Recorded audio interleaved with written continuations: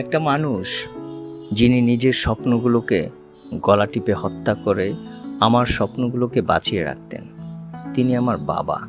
একটা মানুষ যিনি সারাদিন হাড় ভাঙা খাটুনির পরও সন্ধ্যায় হাসি মুখে ফিরে বলতেন, তোর মুখটা দেখলেই সব ক্লান্তি ভুলে যাই, তিনি আমার বাবা। আমার বইয়ের দাম মেটাতে গিয়ে নিজের বছরের পর বছর পুরনো জামা পরে থাকা সেই মানুষটা, আমার একটু হাসির জন্য নিজের না পাওয়া সব কিছু বিসর্জন দেওয়া সেই মানুষটা, তিনি আমার বাবা। তিনি কখনো কাঁদতেন না, কিন্তু আমি কাঁদলে ভেতরে ভেতরে টুকরো টুকরো হয়ে যেতেন, ভেঙে পড়তেন একা কোথাও দাঁড়িয়ে। তার ভালোবাসা ছিল না কোনো কবিতায়, ছিল না কোনো চিঠিতে লেখা শব্দে, ছিল হাতে শক্ত করে ধরে রাখা বাইসাইকেলের হ্যান্ডেলে, ছিল পরীক্ষার আগে বলে ওঠা সেই নির্ভরতার বাক্যে, আমি আছি, ভয় পাবি না। আমার বাবার মুখে কখনো বলিনি, কিন্তু জানি আমার সবটা জুড়ে তিনি।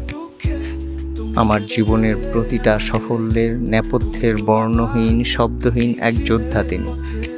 বাবারা কখনোই সুপার হিরোদের মতো উঠতে জানেন না, তারা চলেন ধুলো পথে মাথার ঘাম ফেলে, কিন্তু তাদের ভালোবাসা তা আকাশ থেকেও বিশাল আর হৃদয় থেকেও গভীর।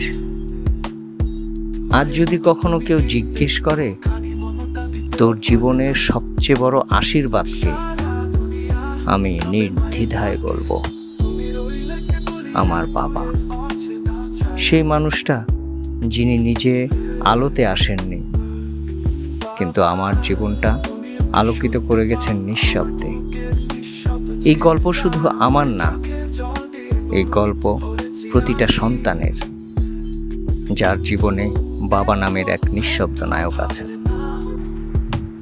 আমার বাবা আজ নেই, তবু প্রতিটি নিঃশ্বাসে, প্রতিটি সাফল্যে, প্রতিটি চোখের জলে তিনি আছেন।